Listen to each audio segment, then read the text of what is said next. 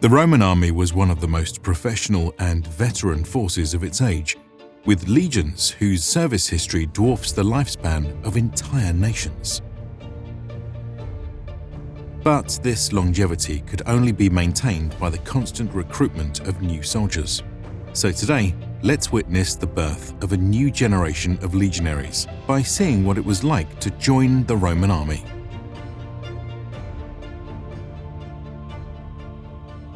Every YouTuber starts small, so if you've ever wanted to make your own videos or documentaries but felt too intimidated by the process, I can highly recommend today's sponsor, Storyblocks. They're a massive one-stop shop for HD footage, images, music, sound effects, templates, and more. Let's say, for instance, you wanted to make a history documentary of your own. You've done your research, you've got your script, you've recorded your audio, now what? Well, just grab some B-roll of ancient locations, people, and props. Then stitch it together with a few slick transitions and titles. Slap on some ambient sound effects and music, and you're basically there. Back when I started making history documentaries, all of this would have taken weeks of work and hundreds, if not thousands of dollars to hodgepodge everything together, but now Storyblocks makes it super easy and convenient with unlimited downloads of everything in their catalog for just one simple monthly or annual subscription. No hidden fees, no extra cost, that's it. And that is a godsend, and I wish I had this when I was starting YouTube. The team's definitely got creators in mind with the Storyblocks plugin for Adobe Creative Cloud that puts the entire stock library at your fingertips while editing in Premiere Pro or After Effects. And what's best is they've worked with YouTube to make sure that all of this content is whitelisted so you won't ever be struck with a copyright strike or have to deal with those back and right struggles that are the bane of a YouTuber's existence behind the scenes. So to get started with unlimited stock media downloads at one set price, head to storyblocks.com/Invicta or click the link in the description below.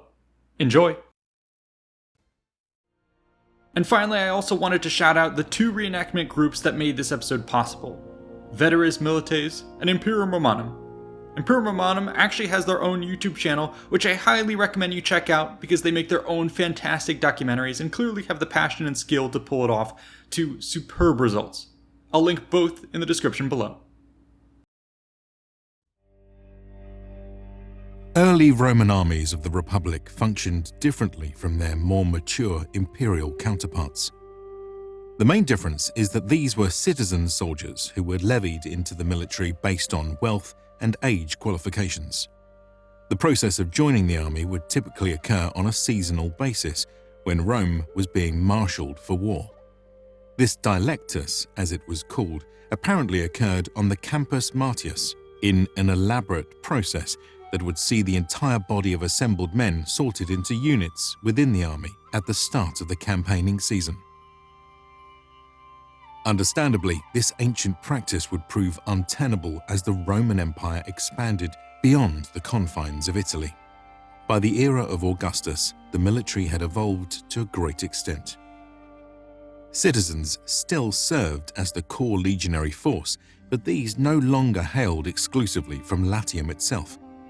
Indeed, over the years, the benefits of citizenship had gradually been extended to an ever-widening manpower pool. Another major change was that these soldiers were no longer mere seasonal levies. Rather, they were now salaried professionals who served for a fixed term. This made a huge difference. Legionary veterans would have more than a decade's worth of service under their belt, with many more years to go before retirement. Such grizzled troops in their 30s and 40s towered over the teenagers who had just joined the army. Yet it was their coexistence which proved so valuable, as the older men could be expected to pass on their institutional knowledge to the next generation, which was to eventually replace them. But for now, we will begin our journey at the very beginning. So, how did these raw recruits come to join the army of the early empire in the first place? Generally speaking, major recruitment pushes would often occur when the Roman government wished to ramp up operations for an upcoming military campaign. This might mean creating entirely new legions or ensuring that existing ones were properly staffed. We might imagine that such initiatives could be top-down in nature, as the emperor or his generals sought to wage war with a specific army size in mind. Outside of these cases, there would have been a more bottoms-up approach, as local commanders sought to maintain their level of readiness through a regular cadence of low-volume recruitment drives. In either case, new soldiers might join the service in two major ways: as voluntarii, or volunteers who signed on for a fixed period, or as lecti, who had been conscripted. The former was naturally preferred, but circumstances could necessitate the latter. Such conscription was unpopular, and at times this would have to be enforced upon the citizenry with press gangs and the threat of the death penalty. But an unhappy populace could be more trouble than it was worth, and thus conscription was more often used for acquiring auxilia, who were often obligated to provide men as part of their agreements with Rome. With all that said, let's now explore this process in person. For our example, we will join a frontier commander who has been reviewing his administrative paperwork. These logs track the roles of enlisted soldiers with all manner of details about their status. How many men there are, what portion are set to retire, are in hospital, on leave, have deceased, or are MIA. Based on this information, he decides that his available forces are understaffed for his needs and decides to put out a call for volunteers. This task would often be carried out by a special recruitment officer known as the conquisitores.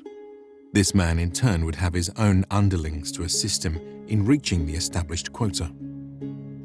But where would they look? It seems that legions tended to draw from specific provinces. Within this area, they had many communities to choose from. However, the most fertile recruitment grounds were those around veteran colonies, where there was naturally a strong tradition of military service. While we won't delve too deeply into veteran colonies in this video, the basic mechanics were simple. Veterans who had reached their mandated years of service were granted a large retirement commission and allowed to settle in a colony with all of the men with whom they had served. Such settlements of military-trained citizens represented important bastions of Roman influence in their regions, and were thus given enormous attention and funding by the imperial administration. In exchange, the old soldiers would help pacify the land around them and could be counted on to raise children steeped in the ways of the army. But not all members of a military family were excited about the prospect of their children joining the legions. In fact, we have written records of one woman who wrote to her husband on the matter. Quote, "Concerning Serapis, our son, he has not stayed with me at all, but he ran off to join the army. You did a bad thing by exhorting him to enroll in the army. Because when I bade him not to enlist, he said, 'But my father told me I could join the army.'" But the thrill of joining the army and being a part of something bigger has always seemed to have its sway on the young men of each generation. This was particularly true of boys who looked up to their fathers as heroes of the empire, who had not only won much honor, but also the ability to more rapidly advance up the social ladder. In our case, a pair of boys from a veteran colony have chosen to answer the call to arms by heading to their local military base. Their arrival will likely have been anticipated given the close-knit relations between the two communities. In fact, it's probable that the boys are already somewhat familiar with the men on duty, as their fathers very likely had a hand in training those very same soldiers. That being said, Rome was famously bureaucratic. No special allowances would be made. They were to go through the same process as everyone else. Vegetius, a writer from the 4th century AD, provides us with the most detailed account of what came next. Though it should be noted that his non-contemporary account should be taken with a grain of salt. With that being said, one major aspect of the probatio appears to have been a physical inspection at the hands of the dilectatories. This test would be administered in much the same way as one tested an animal. The young men, stripped bare, came forward for inspection. Here, Vegetius suggests that ideal candidates were those who had just passed puberty, stood at least 5 Roman foot 11, and worked manual labor. However, such qualities were likely more akin to guidelines than requirements, and generally inspectors looked for signs of overall health. Thus, their eyes were examined for clarity of sight, their ears for hearing, their shoulders for broadness, and their chest for strength. The dilectatories would have their teeth and tongue checked for any signs of disease or decay, whilst also thumping a recruit's back, listening for a cavity or sign of any defect. Deformities or injuries, especially which inhibited the use of one's weapon or shield, could be disqualifying. It would be this fact that apparently drove some to dodge conscription by injuring their own hands. But our recruits today would never dream of such dishonor. In fact, they have been eagerly training for this day and pass with flying colors. Next, the pair is shuffled over to another man for verbal questioning. In this part of the probatio, recruits must demonstrate that they meet the other requirements of service, namely their proof of age, citizenship, and good character. All of these might be taken at face value. But be warned, impersonating a citizen, especially as a runaway slave, carried with it severe punishments. More often than not, though, one had to come with documentation and the endorsement of reputable sources. In this case, our recruits have a letter of attestation from their fathers. They will have no difficulty in proving themselves. Once satisfied, the interviewer will take notes for the army records. This includes the information he has collected from the boys, as well as any distinguishing marks that might prove useful to have on file for their future identification. The recruits are now registered in the system. However, there are still a few more steps before they officially join the army. First and foremost, swearing their oath of office before the local commander. Known as the Sacramentum Militare, it is recorded by Vegetius as follows, quote, "But the soldiers swear that they shall faithfully execute all that the emperor commands, that they shall never desert the service, and that they shall not seek to avoid death for the Roman Republic."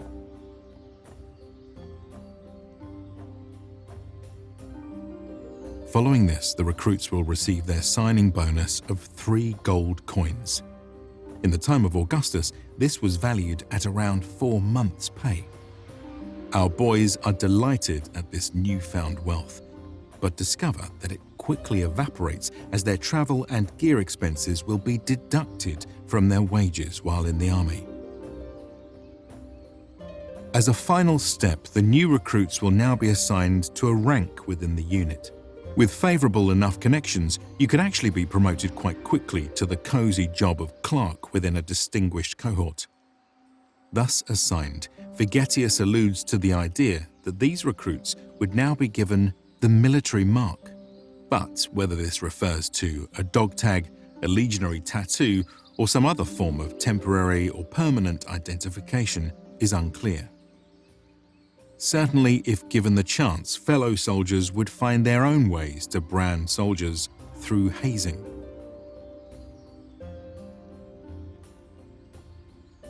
With all this achieved, fresh recruits would now set off to join their units and take part in roughly 4 months of boot camp. The excited nervousness of this moment must have been palpable and comes through clearly in this ancient letter. Quote, "Appion to his father and lord Epimachus. Very many greetings. First of all, I hope you are in good health and that things are going well for you and my sister and her daughter and my brother. I thank the Lord Serapis for saving me straight away when I was in danger at sea. When I arrived at Port Misenum, I received 3 gold pieces from the Emperor for travelling expenses, and I'm doing just fine. Now I ask you, my Lord and Father, write me a letter about your own well-being, second, about that of my brother and sister, and third, so that I may devoutly greet your hand, because you brought me up well, and I may therefore hope for rapid promotion, the gods willing. Give my regards to Capiton and my brother and sister and Serenilla and my friends. I'm sending you my portrait through Euctemon. My new Roman name is Antonius Maximus. My company is the Athenonica. I pray for your health.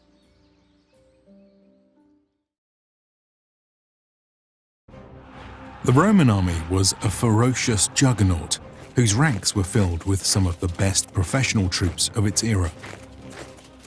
However, this quality did not come easy.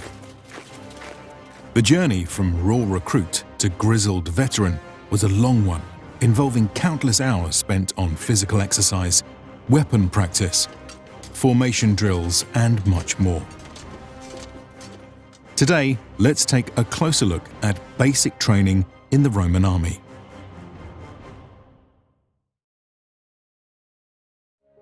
Before we start, it's important to mention our sources.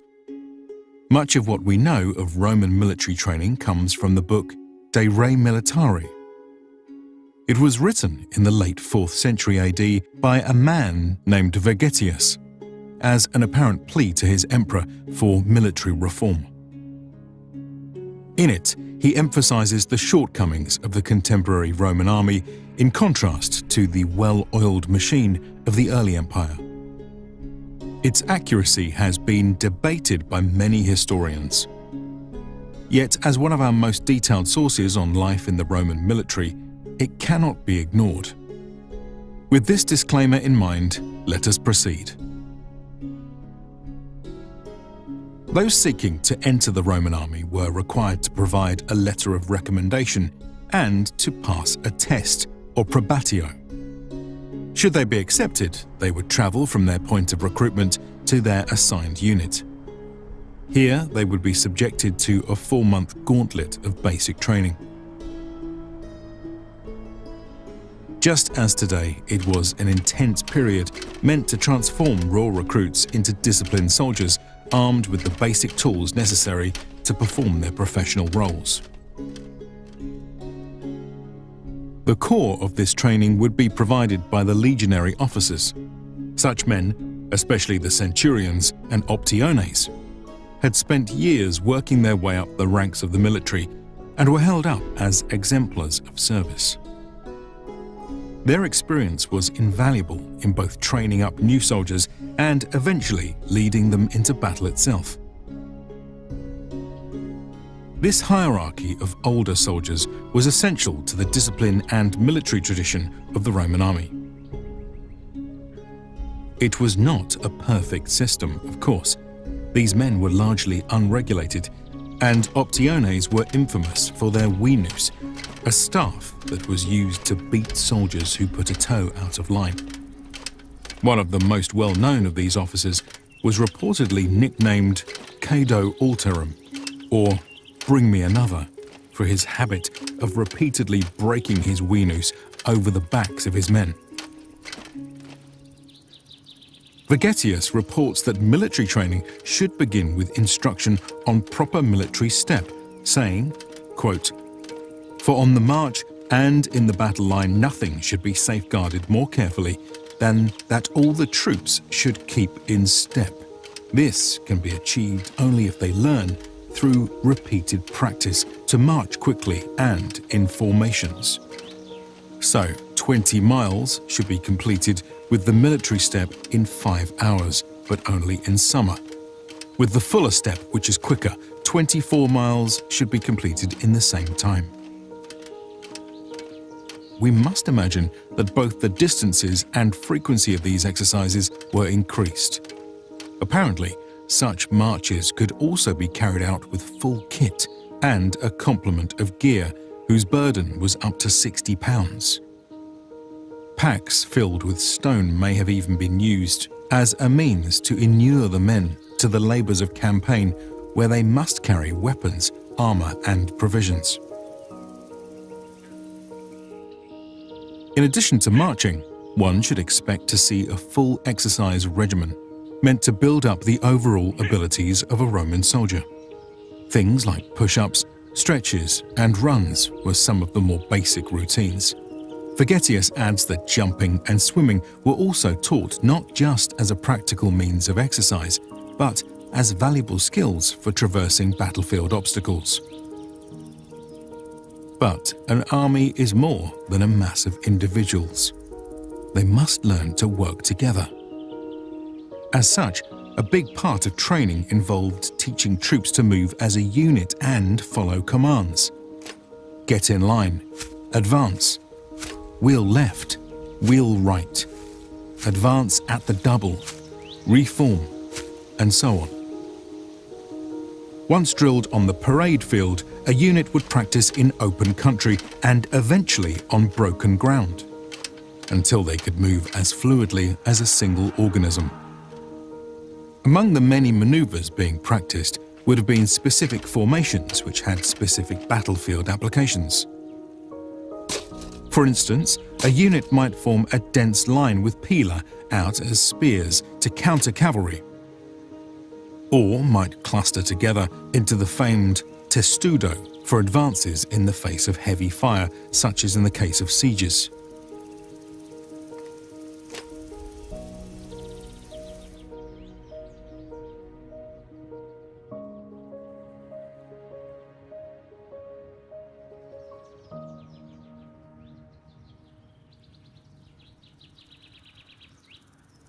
When it came to combat itself, the soldiers also practiced endlessly. Weapons training would have begun with basic stances and motions. Records indicate that weighted swords and shields were commonly used to quickly build up the relevant muscles.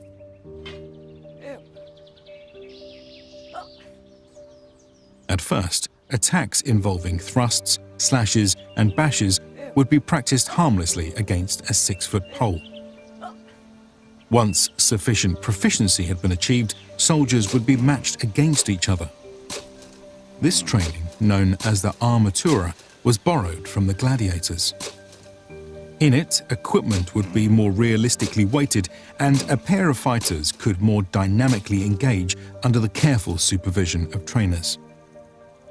Here, they would learn how to move, how to strike, how to block, how to unbalance a foe, how to tire them out, and how to efficiently finish them off.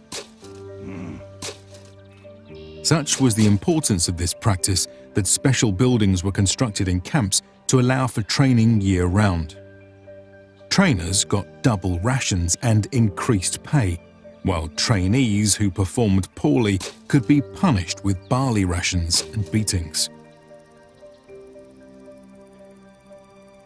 But the sword and shield were not a soldier's only weapon. The pila was almost always carried as a useful spear or pre-charged javelin. Once again, soldiers drilled with weighted weaponry to strengthen their muscles and practice accuracy against wooden posts.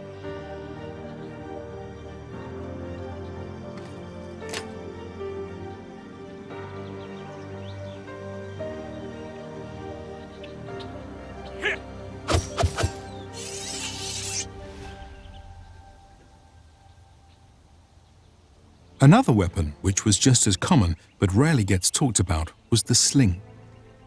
Lightweight and deadly, it was an extremely useful tool which granted heavy infantry greater flexibility in battle. Ammunition could literally be picked up off the ground, but more commonly would be formed by pouring lead into a simple mold. Soldiers seemed to have fun with this by carving crude messages into slingstones with phrases like "Suck this, Octavius," or "For Pompey's ass." After about 4 months of basic training, soldiers would be considered ready for battle. However, training would never really end, and their decades-long career would be filled with constant activities meant to improve their fighting edge. This involved things like striking camp, construction, mock battles, and all manner of other activities we haven't even covered.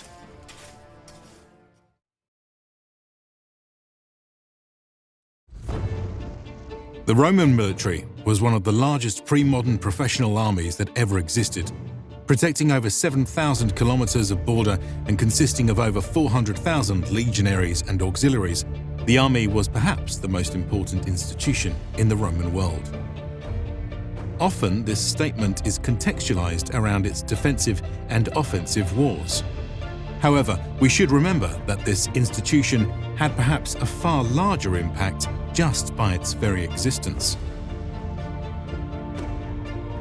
After all, the Roman army was among the largest employers of its age and represented the single greatest line item in the imperial budget.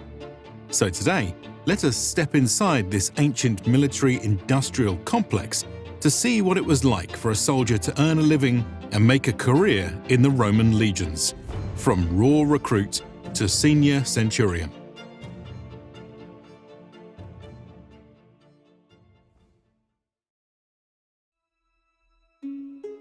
In the early years of the Roman army, the legions were a levied militia force with neither a robust system of formalized pay nor promotion. In terms of pay, this largely came down to collecting spoils whilst on campaign.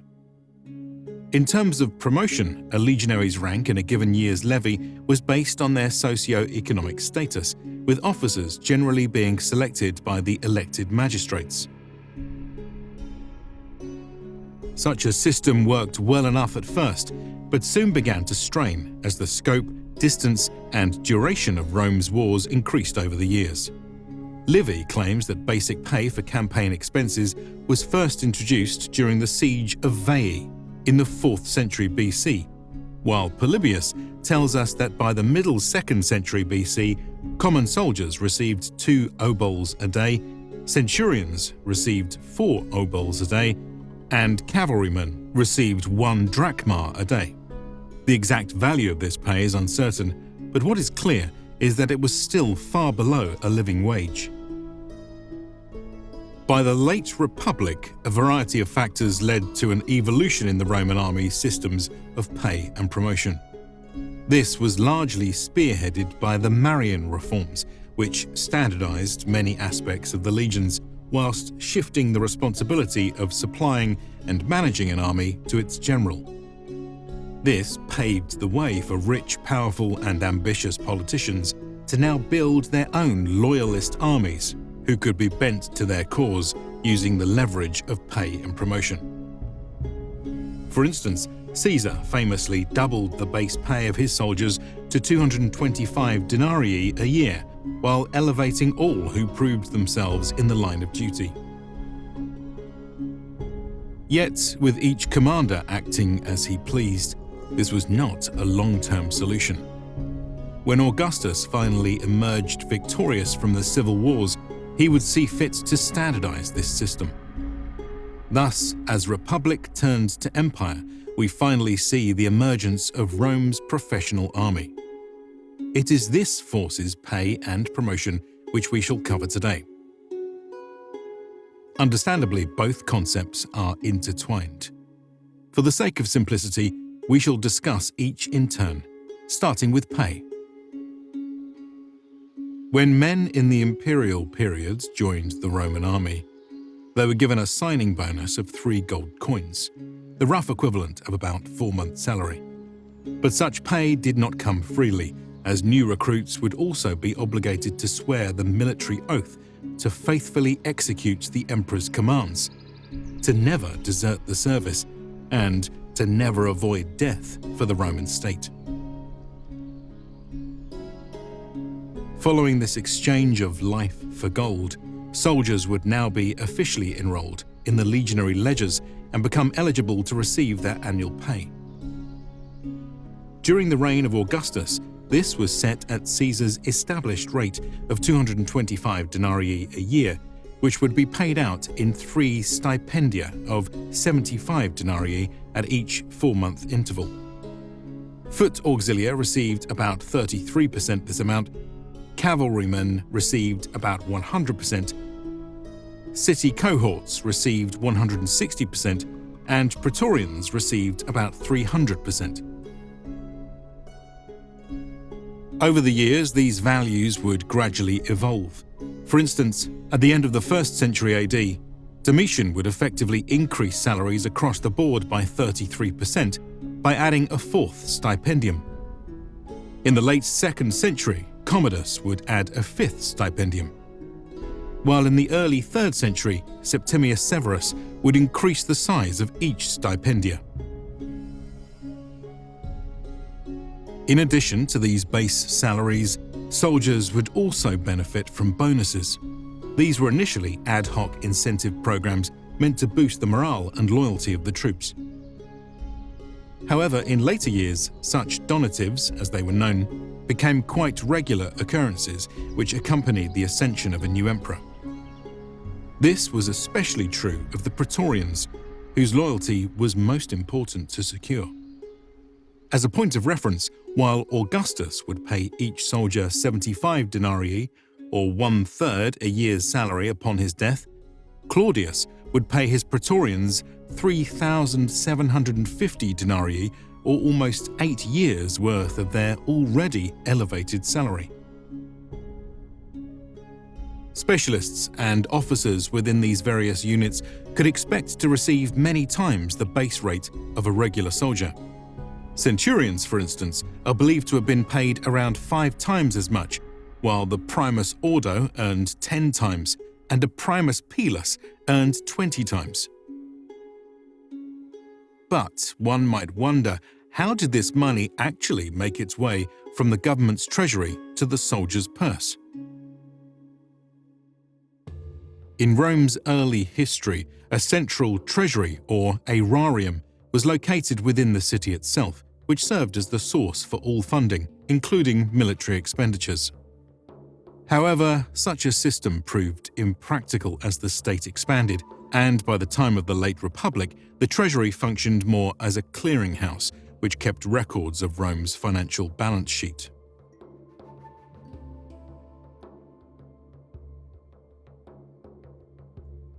In the imperial era, the emperors, under whose authority most public money was spent, came to use their own treasury for the receipt and disbursement of funds without accounting to the aerarium.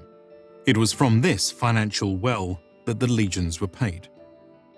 Emperor Augustus even had a specific treasury established called the Aerarium Militari, which was meant to pay for veteran pensions and land grants. However, as had occurred before, it proved impractical to first centralize money and then redisperse it. Thus, legionary funds often came from the mints themselves. This was a convenient arrangement, as armed forces were needed to guard these facilities anyway, and to exert control over the mineral-rich provinces in which they were often located. From the mint, money would likely have been loaded onto pay wagons and escorted to the legionary headquarters or the various fortresses of its detachments. In such structures, we have evidence that strong rooms existed, which could act as both banks and pay offices. When on the move, a unit might bring these funds with them in sturdy war chests. In either case, when payday came, the soldiers would have eagerly lined up to receive their stipendia.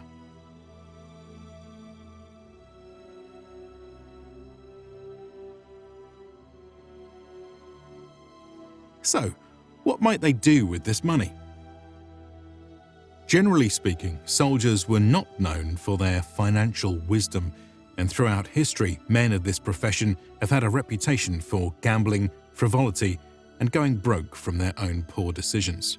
In the Roman army, though, a lack of money might not even be a soldier's fault. While they were paid regularly and consistently throughout the eras, that paycheck was generally a bit lighter than advertised. This was a result of deductions for just about everything, from rations to clothing, weapons, armor, and repairs. Modern estimates are that, all told, these expenses would drain about 1/3 of a soldier's pay. Beyond this, there would have been additional expenses incurred from a soldier's other obligations. For instance, a soldier's family might ask him for money to support themselves in a rough patch. One more expense that often goes unmentioned is the communal fund that was set up by the tent mates of a contubernum. This group of 8 men would be the most closely knit unit in the Roman army. They lived, ate, slept, and fought together. As a result, it was common practice for them to organize an informal bank among themselves, with each man contributing a couple of coins from each paycheck. One of this small hoard's most important purposes was to serve as a death insurance policy. If one of them should die, the others would be obligated to pay for his expenses and for his surviving family. Incidentally, during the period of time when Roman soldiers were forbidden to take a wife, this would mean that the contubernum would take care of the soldier's widow and children, whom the Roman state would emphatically not consider to be legally allowed to be in a soldier's will. After all these deductions and obligations, what little remained of a soldier's pay was quickly spent. They were human after all, and wished to live their life beyond the drudgery of soldiering. This meant going to the local taberna with friends, getting their clothes washed by a local camp follower, buying gifts, splurging on food, drink, and spices, or finding a prostitute for the night. Yet, one might ask, was it worth it to put one's life on the line for such seemingly meager gains? After all, a basic labourer in Rome could expect to receive double the rate of pay of your average soldier. That being said, the money wasn't half bad for many provinces outside of Italy. Cost of living was higher in the capital of the empire than elsewhere. And while the currency was standardized, its purchasing power wasn't. Even counting the deductions, a Roman soldier could expect to take home around 2 sestertii per day. That was more than the same man could make as a Dacian miner or an African fisherman. But perhaps most importantly, the money was steady. There was no question of job insecurity, no concern of the consequences of a poor catch or harvest. Many professions in the ancient world seem to have been either irregular or seasonal, with construction workers and farm labourers being hired as needed. For a soldier, though, they could count on a steady paycheck their entire career, with bonuses along the way and a nice pension at the end. That was a pretty excellent deal in the ancient world. Beyond the money, there were also the rewards for a man and his family. If he wasn't a citizen, his service in the army would guarantee citizenship for himself and his descendants. They would be afforded rights that were coveted across the ancient world, which would give them a form of social stability that could last for 100 years. This was a reward that couldn't be put into simple financial figures. A person's family was more than just people who were related. They were strands of the same soul, tangible proof of a person's legacy who would carry his memory through time. All in all, hundreds of thousands of men saw the Roman army as a good opportunity for themselves and their family, a unique opportunity that the empire offered.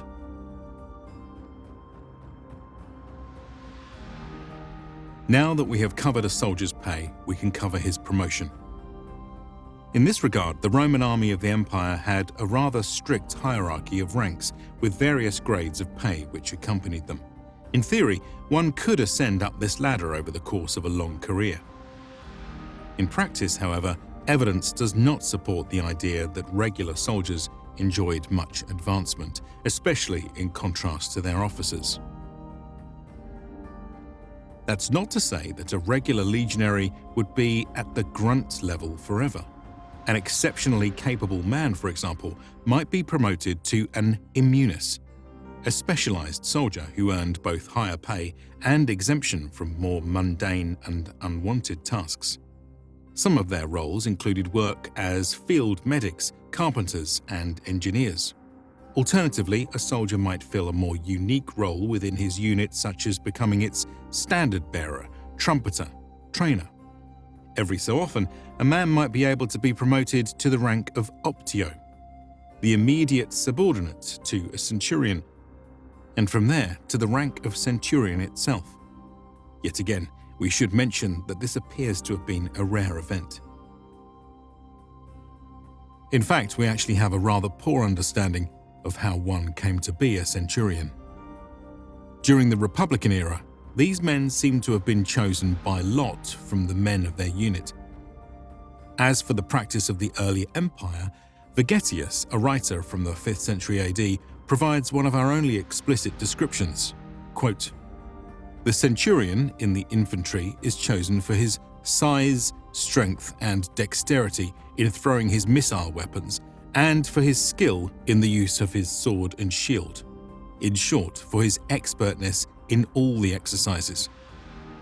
He is to be vigilant, temperate, active, and readier to execute the orders he receives than to talk. Strict in exercising and keeping up proper discipline among his soldiers, in obliging them to appear clean and well dressed, and to have their weapons constantly rubbed and bright." Yet, while this passage might make it seem as though the best of the best soldiers would be plucked for promotion, the rank of centurion would probably be reserved for people who already had the money and status to be noticed by the army's higher-ups. After all, social advancement in ancient Rome heavily relied on one's social network. There was also the fact that the duties of a centurion required administrative skills that were simply more prevalent amongst the elite. They had to be able to read and write fluently, manage unit logistics, oversee construction, and interface with much of the administrative tasks of the army. But that isn't to say they were mere pencil pushers. Centurions were expected to lead from the front by example, and as a result, casualties among their ranks were disproportionately high compared to an average infantryman. But those who survived and did their job well could be expected to gradually slide up the ranks. Within each cohort, there were 6 centurions, the lowest being the hastatus posterior, and the highest being the pilus prior. Within the legion, the centuries were also ranked in seniority from 10th to 1st. The first centurion of the first cohort, known as the primus pilus, would be the most senior centurion of the legion and would serve as a direct advisor to the commander himself.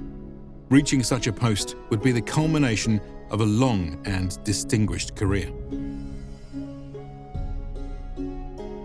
The ranks beyond those of the centurionate were often on an entirely different track, hailing from the class of citizens already near the top of Rome's social ladder. For instance, the equestrian class, or those who had a worth of at least 250,000 denarii, were exclusively hand-selected to be the primary officers of the army. Every auxiliary regiment had a citizen officer from this class, while the military tribunes of the legions were also equestrian. These men could expect a standard career path of promotion.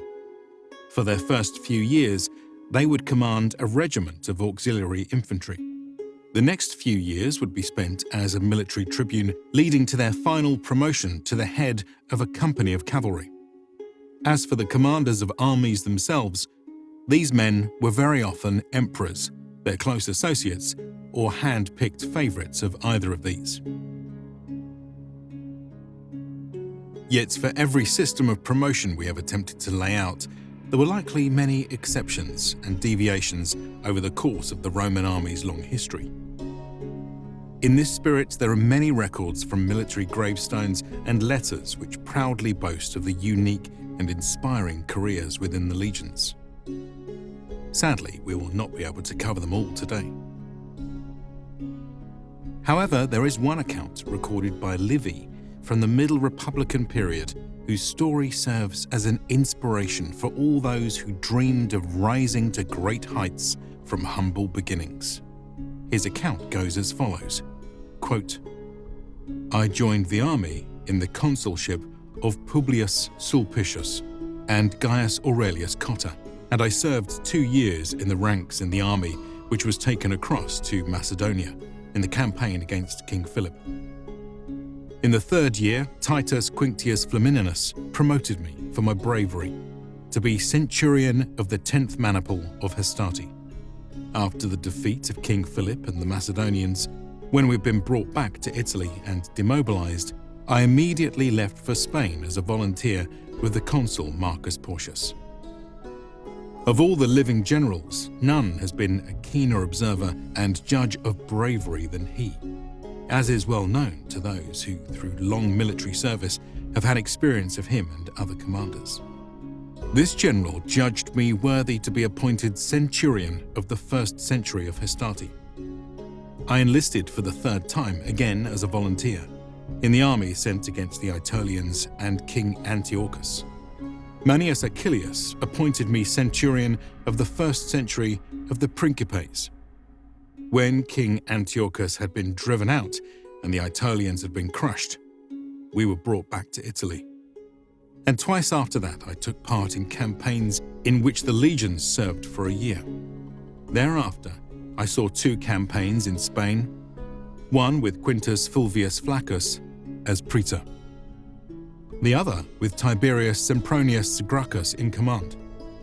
I was brought back home by Flaccus with others whom he brought back with him from the province for his triumph on account of their bravery. And I returned to Spain because I was asked to do so by Tiberius Gracchus. 4 times in the course of a few years, I held the rank of chief centurion. 34 times I was rewarded for bravery by the generals. I have been given 6 civic crowns. I have completed 22 years of service in the army, and I am now over 50 years old.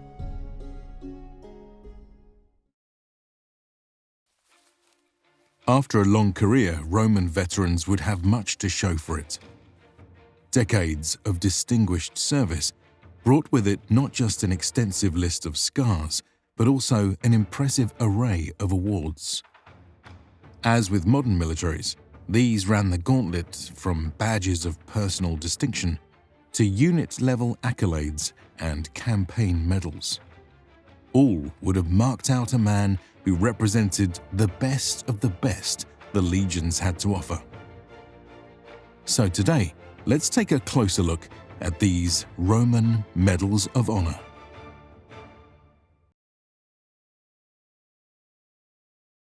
Awards for military achievements have long been a part of human history.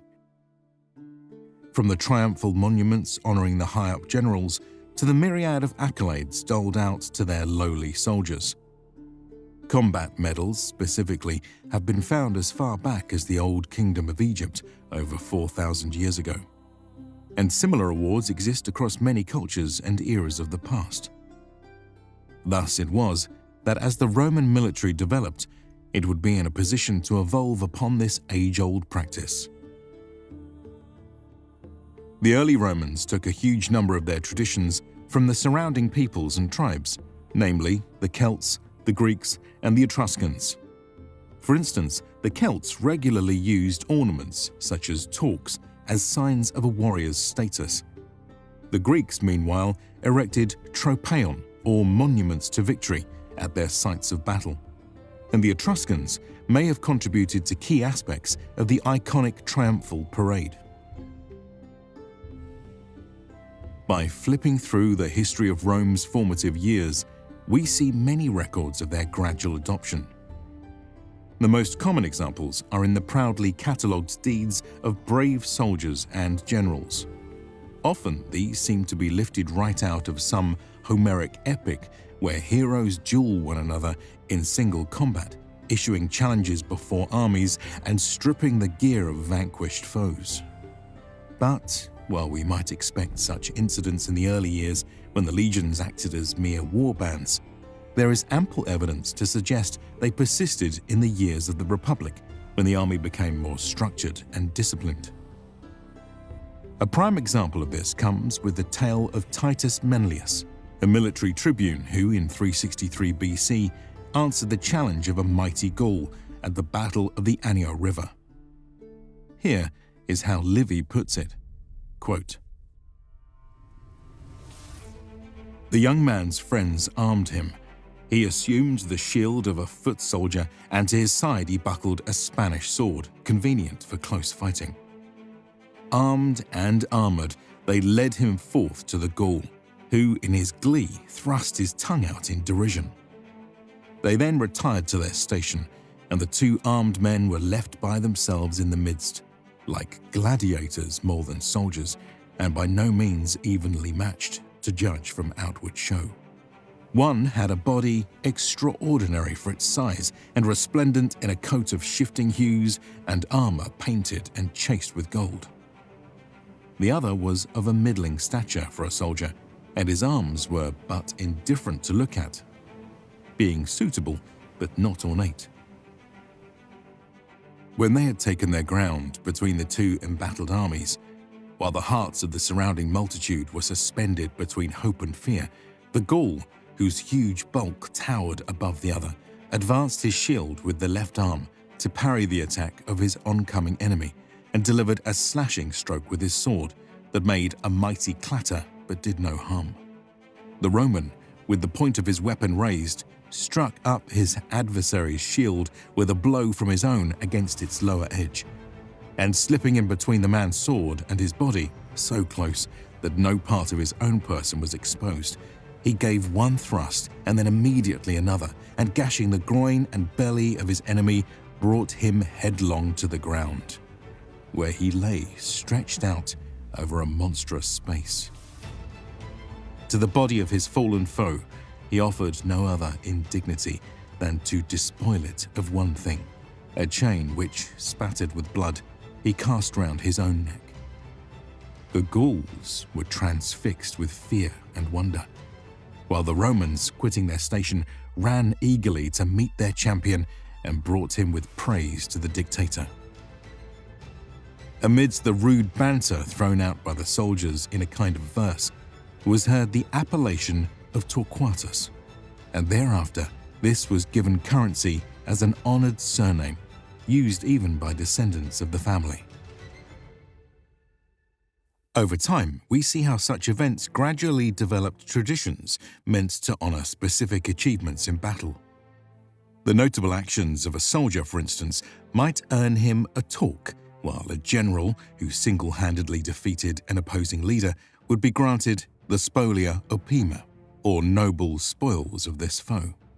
Marks of distinction could even be bestowed upon entire armies, as can be seen with the raising of commemorative trophies. As was common across the Mediterranean, these were fashioned from the armament of a defeated army and raised upon the site of the battle itself. By the imperial era, Rome had developed a long tradition of recognizing exemplary military service. But, as with many things, the transition from republic to empire brought with it a chance to officially formalize these concepts. Thus we see how practices that had organically arisen during the Republic were now standardized into a framework upon which even more awards were introduced. Let us now take a closer look at this system by examining what each decoration looked like and what it took to achieve it. As with modern militaries, these came in a variety of forms. We can begin with the individual awards for merit, which were typically reserved for citizen soldiers. One of the lesser and most common awards was the hasta pura. It appears to have been a silver pin depicting a headless spear. The hasta pura was originally awarded to a soldier the first time they struck down a foe in battle. In later years, this criteria seems to have been widened significantly to include defeating an enemy in a skirmish or even in the apprehension of bandits. Another lesser award was a small silver replica of a standard known as a vexillium.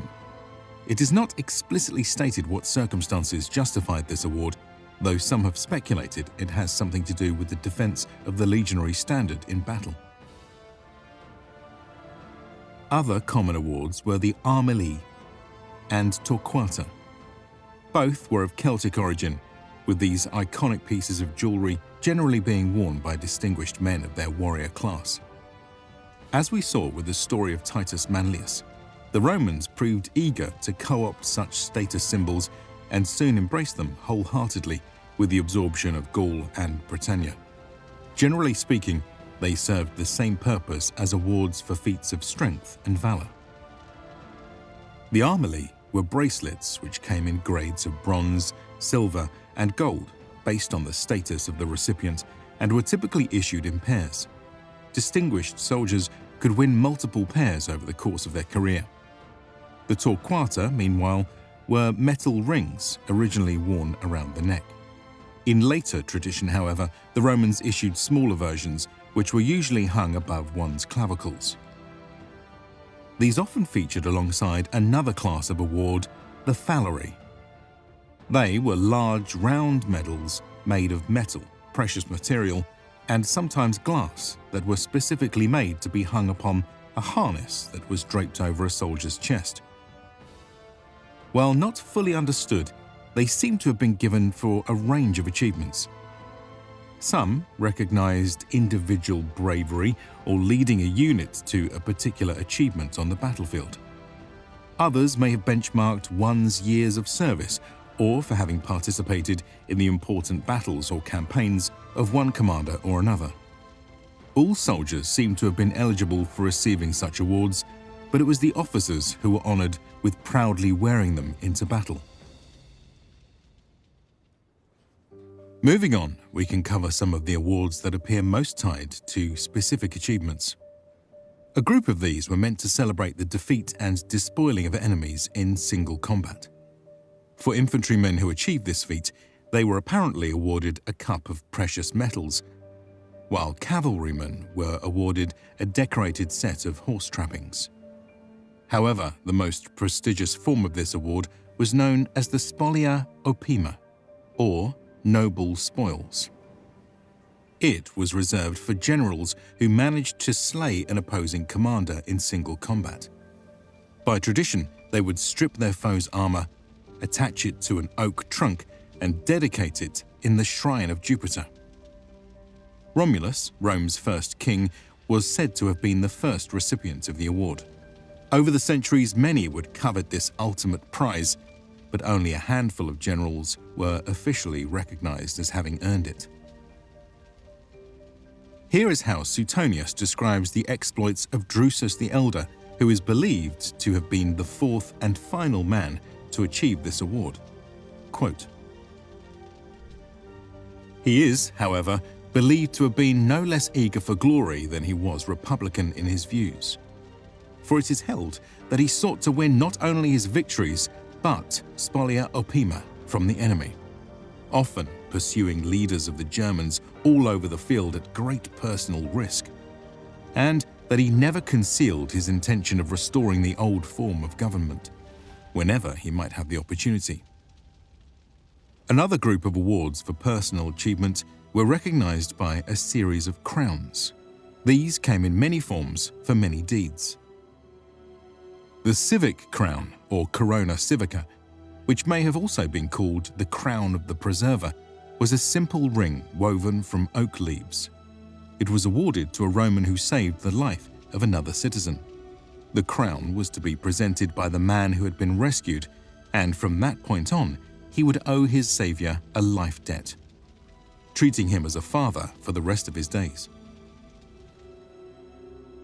The grass crown, or corona graminea, was similarly rustic in nature, but was of far greater prestige. It could only be awarded by the acclamation of at least one legion, and was given to a commander whose actions were responsible for saving an entire Roman army.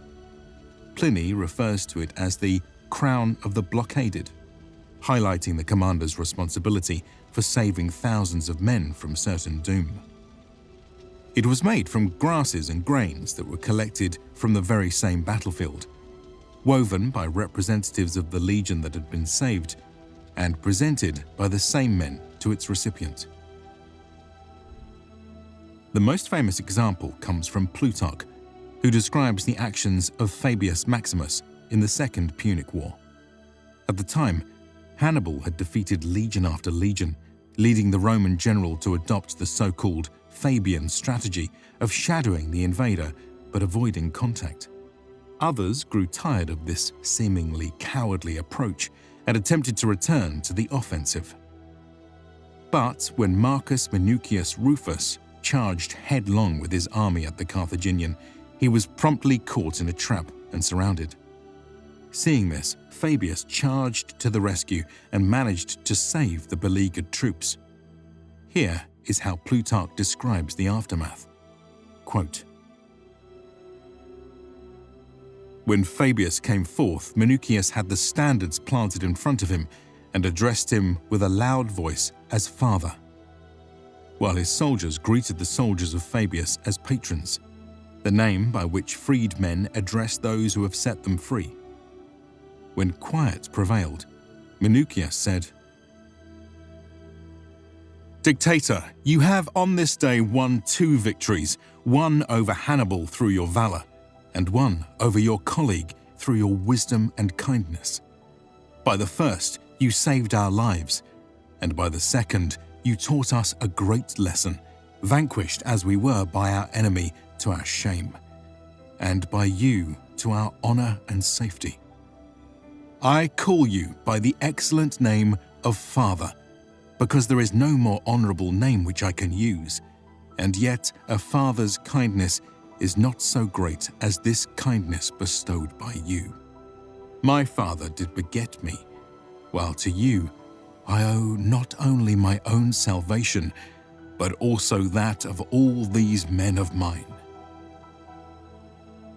So saying, he embraced Fabius and kissed him, and the soldiers on both sides in like manner embraced and kissed each other, so that the camp was filled with joy and tears of rejoicing. Yet, during the imperial era, it seems that the awarding of these grass crowns brought with them too much prestige, and thus their use was monopolized by the emperors who received them as a matter of course.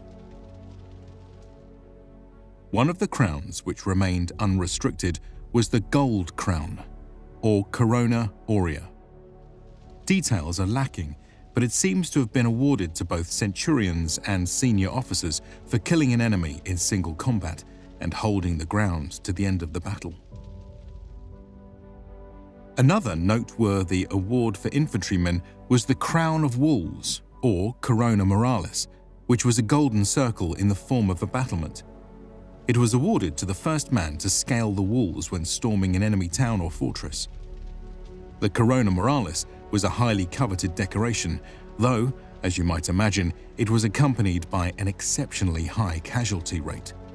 Yet, despite the risks, it proved an incredibly strong motivator for proud Roman soldiers. There are even records of different units coming to blows over whose man reached the top first. In at least one of these instances, during the sacking of Nova Carthago, Scipio Africanus declared that they had both reached the top at the same time, and thus both would receive the award. A variant of this award was the Camp Crown, or Corona Castrensis, which replaced the golden battlements with palisades. As might be guessed, it was meant to honor the first man who penetrated an enemy camp or field fortification in combat. Such a feat was likely accompanied with similarly high risks, though perhaps to a lesser extent than the storming of a fortified city. Another award to mention will be the Naval Crown, or Corona Navalis, which was a gold circlet adorned with the prows of ships. This award was given to the first man who boarded an enemy ship during a naval engagement. The medal could also apparently be given to triumphal naval commanders, as was the case with Agrippa for his role in the Battle of Actium. So far, we have mainly focused on the vast number of awards which might be granted to individuals. However, there were many which were given to units. Often these came in the form of honorific titles that would be added to the name of a particular group. This was especially popular for auxiliary units, where mostly non-citizen soldiers were otherwise barred from receiving most of the awards we previously mentioned. In this way, honoured units could accumulate quite long official names, as with the case of the Cohors Unum Britonum, Miliaria Ulpia Torquata Pia Pidellis Civium Romanorum. Awards to units could also come in physical form, with all manner of decorations which could be attached to their banner. Legions were particularly proud of these trophies and revered them as hallowed marks of their lineage, which could often be traced back over centuries. Beyond everything we have covered, there were likely many more types of awards within the Roman military which go unrecorded. With this in mind, let us now conclude this portion of the video and move on to discuss how these awards were actually granted. Such medals and accolades were awarded at the end of every campaign or military action by the unit's commanding officer. He would read out the names of each soldier and his achievements, giving each man his due before his peers. While this process could be a massive, laborious event stretching out over an entire day or more, it was nonetheless an exceptionally important duty of any good commander. Josephus records how the son of the emperor himself presided over one of these ceremonies after the fall of Jerusalem in 70 AD. Quote, calling up each by name, he applauded them as they came forward, no less exultant over their exploits than if they were his own. He then placed crowns of gold upon their heads, presented them with golden neck chains, little golden spears, and standards made of silver, and promoted each man to a higher rank. He further assigned to them, out of the spoils, silver and gold and raiments and other booty in abundance. But we might ask, how did the general even know who had done what in the chaos of battle? For this, he had to have a keen eye and rely on the reports of his subordinates. But catching every bit of the action was impossible. As a result, soldiers often took it upon themselves to act in ways that would be more easily noticed. It was supposedly for this reason that the velites of the Republic wore animal skins so that their officers could more easily tell them apart. In the more uniform years of the Empire, this may have proved more difficult, but it certainly did not stop commanders from identifying acts worth recognizing. For instance, Caesar loved to portray himself as being particularly capable at spotting these valorous men. Perhaps the most famous soldiers thus recognized were Titus Pullo and Lucius Vorenus. While HBO's Rome shares an entirely fictional account of these two men, Caesar's commentaries describe them as two centurions who, despite their bitter rivalry, engaged in acts of heroism to save each other's life on multiple occasions. One important aspect of these ceremonies, of course, was the generous cash that would accompany the award. This money would be a welcome supplement to the otherwise unimpressive salary that a soldier might earn. Interestingly enough, though, it seems that soldiers often placed more weight upon the medal itself than they did on the accompanying bonus pay. With regards to displaying awards, most soldiers would probably not have worn their medals on a regular basis. Not only was an average infantryman relatively unlikely to be adorned with a huge number of medals, even if they were, carrying these about in combat would have been quite heavy and cumbersome. For a common soldier, this extra weight was best left in camp. For parades, though, soldiers were keen to have their valor on full display and carried their polished medals atop freshly cleaned clothes and armor for full effect. Centurions, on the other hand, are thought to have worn their harness at all times if possible. They would often be the most decorated members of the legion, giving them the gravitas that they might need to keep men under control. That authority would extend to battlefield utility as well, making them distinct in a potentially chaotic situation. Unlike the common soldier, they were less likely to do manual labor, carry heavy loads, or need to move lightly for a scouting mission. As a result, weight was less of a consideration for them, than the need to be distinct. It seems that soldiers who earned such military honors would proudly display them throughout their lives. Veterans who had long since retired, and even their descendants, seem to have preserved these memorabilia in their homes as symbols of great personal and familial pride. Such honors would even accompany them in death. The gravestones of soldiers are prime examples of this. Rich men spared no expense in commissioning a relief of them wearing their awards in full regalia, while poor men generally ensured that their epitaph would at least include a detailed description of their achievements. In this way did Rome's medals of honor create a lasting legacy which inspired countless generations of men to devote themselves in service to the glory of Rome.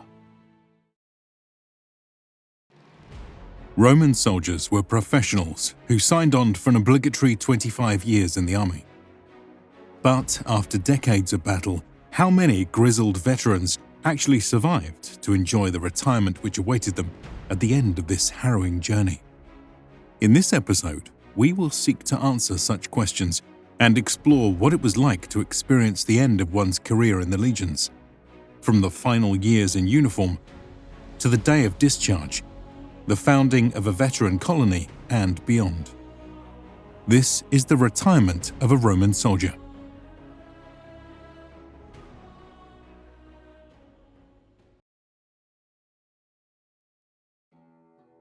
When recruits joined the Roman army, they did so on condition that they serve a fixed number of years in uniform.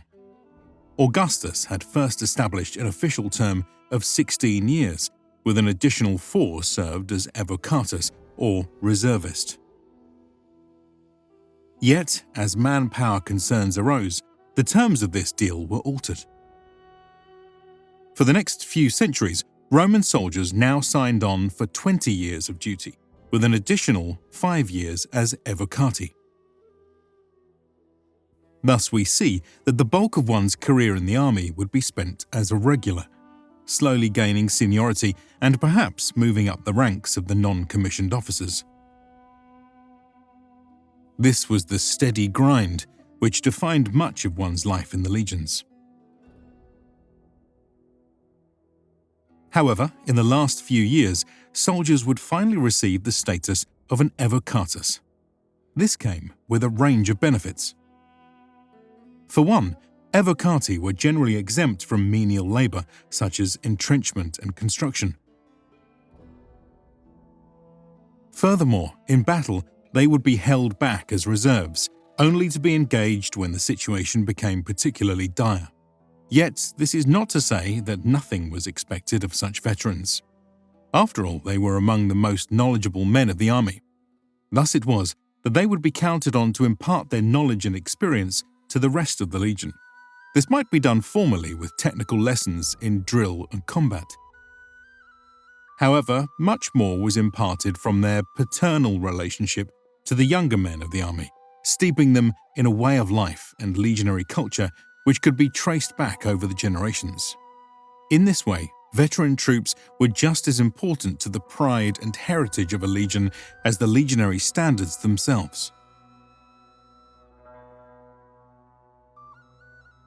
Eventually, after many years in the army, a soldier would prepare to actually leave the service for good.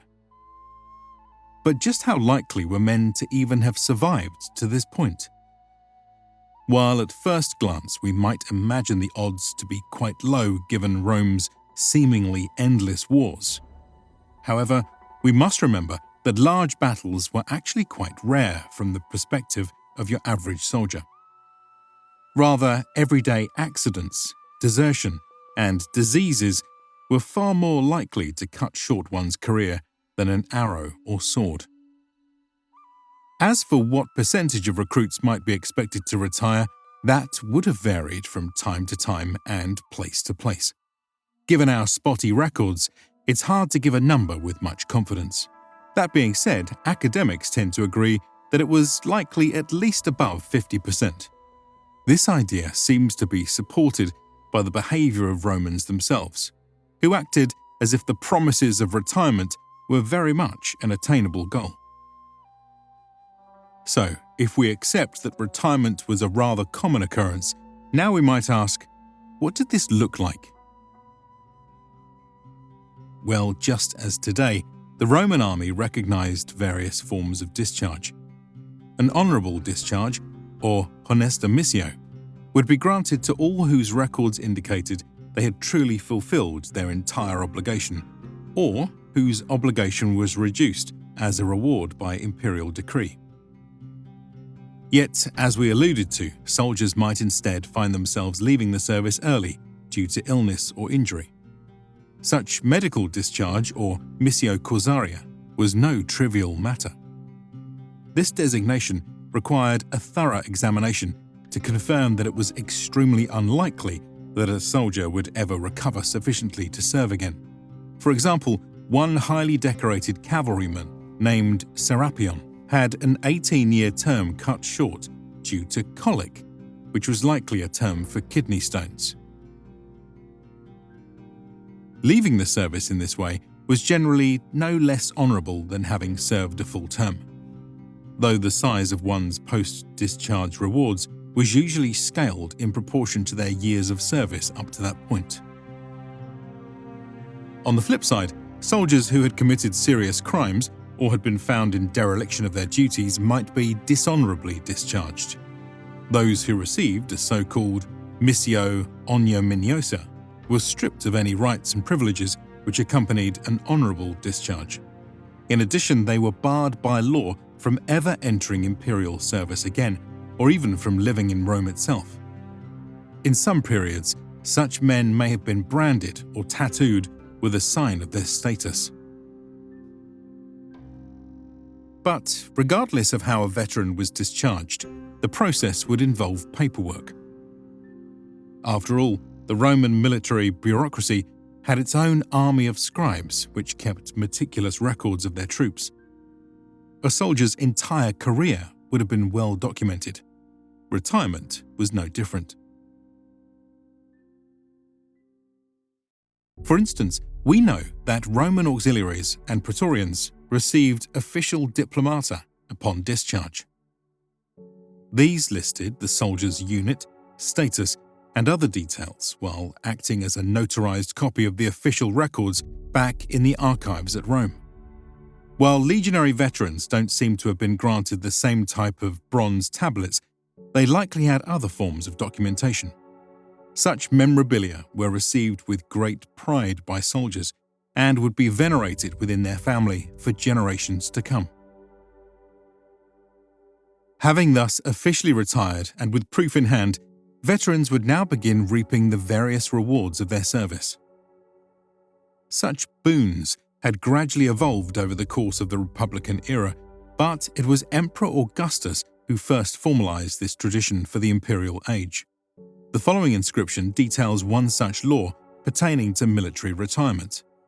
Quote, "Imperator Caesar, son of God, triumvir for the second time for the settlement of the state, declares, I have decided to proclaim that all veterans shall be granted exemption from tribute, to bestow on them, their parents and children, and wives they have or shall have, exemption in every respect, and so that they may be Roman citizens with every proper legal right, they are to be exempt from taxation, free from military service, and excused from the performance of compulsory public services.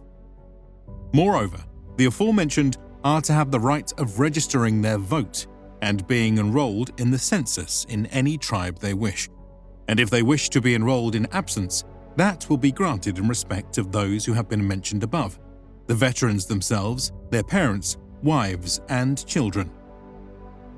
Moreover, just as I wished veterans to be exempt in respects of the points mentioned, I grant that they may be permitted to have, use, and enjoy whatever priesthoods, offices, rewards, benefits, and emoluments they possessed. I have decided that they are not to be appointed against their will to other magistracies, or as an ambassador, or superintendent, or tax farmer. Moreover, I have decided that no one is to be billeted in their homes in order to lodge or spend the winter there. Such rewards formed a solid baseline of perks meant to motivate new recruits to join and ensure that veterans remained on amicable terms with the state. However, the true retirement prize came in the form of a large lump sum cash payout or land grant. The latter seems to have been far more popular and was wrapped up in the concept of veteran colonies. Let us now take a closer look at this practice. Planned colonies had long been a feature of Roman governance, serving as a means to strategically distribute populations while doling out favours, exerting influence over key regions, and planting the seeds for fertile recruitment grounds. In this regard, veterans made excellent candidates for colonists, especially given their plentiful and recurring nature. For instance, Augustus prided himself on settling over 300,000 men in the years which followed the Civil War. While such massive waves of demobilization were rather rare, it seems that smaller waves were quite common. This was due to the fact that veterans often tended to retire together, thus maintaining a continuity with friends and family as they all passed from military to civilian life. As might be expected, the founding of a new veteran colony fit for thousands of soldiers and their families was a grand event requiring years of planning and labor. First, a site had to be located. Broadly speaking, this would be done in areas which the empire wished to tame, be it a bandit-ridden province, a troubled frontier, or a recently conquered territory. Zooming in, a colony would ideally be located near a coast or river with plentiful arable land. After all, this was the prize for a lifetime of service. Apparently, when bureaucrats attempted to take shortcuts and settle veterans on swampy land, it could lead to the entire legion rising up in mutiny. It should also be noted that veteran colonies were occasionally used to refound cities which had been razed to the ground in the course of Rome's conquests. Many of these, built on the ruins of pre-existing cities, were already known to be excellent sites to settle. Some of the more famous cities that were refounded this way were Carthage, Corinth, and Jerusalem. Other colonies include the modern cities such as York, Budapest, Belgrade, and Narbonne. But whatever the case, once a site had been selected, it would be time to build the colony itself. Let us now briefly explore this process. As with most construction jobs, the task began with surveying.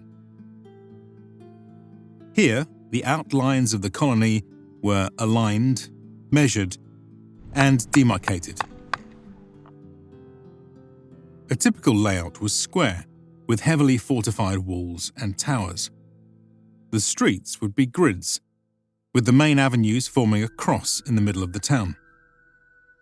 At the centre was a forum, and each vertex was a gate facing one of the four cardinal directions. Beyond lay the domains of the new colonists. Here, each man received an exact amount of land, according to his achievements within the army, usually somewhere between 6 to 17 acres. Each of these plots was precisely mapped and established on bronze tablets to preclude any potential disagreements. When construction was to begin, the veterans would often serve as a major source of expertise and labour. After all, the men had a lifetime's experience of infrastructure projects with the army. First would come the roads, something soldiers knew all too well. These were critical for easing the logistics of construction and for connecting the young colony to the rest of the empire. Next came other important infrastructure networks for water and sewage. These would be plugged into the structures which soon began to pop up across town. Of utmost importance would be housing. This commonly came in the form of apartment complexes similar to military barracks, but with a greater degree of privacy. Soon after came the major structures such as the temples, theatres, and baths. Meanwhile, the walls and remaining interiors would be progressively built up. All of this would have taken a tremendous amount of effort, time, and money. But the success of the colony was in the interest of Rome, and thus help was not hard to find. Local governors facilitated the delivery of materials and labour, while the imperial treasury was opened for investment in some of the larger public works, such as aqueducts. High-ranking officials were especially keen to have their name attached to these projects. For example, the theatre in Augusta Emerita, known as Meridia in Spain, was sponsored by Agrippa, whose original inscriptions can still be seen to this day. Once founded, veteran colonies soon blossomed into successful towns. The fresh blood and investment hugely stimulated the local economy while creating a new power centre around which people now flocked.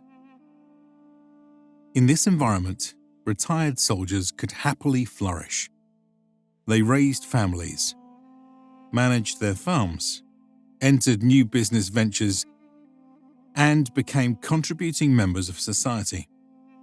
While success was not always guaranteed, its chances were hugely improved by the fact that retirees were surrounded by many of their peers.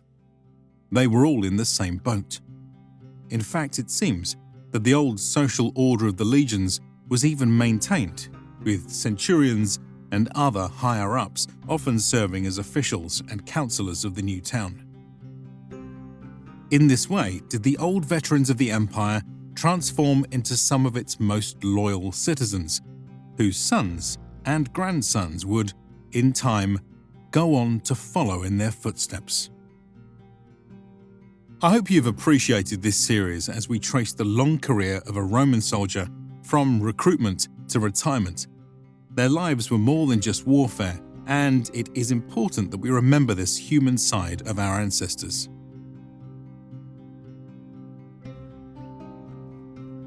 If you enjoy this type of approach to history, consider supporting us on Patreon or on YouTube, where you can get HD downloads of all our art, catch script previews, and participate in polls. A big thanks to our current supporters for helping fund the channel, and a big shout out to the researchers, writers, and artists for making this episode possible.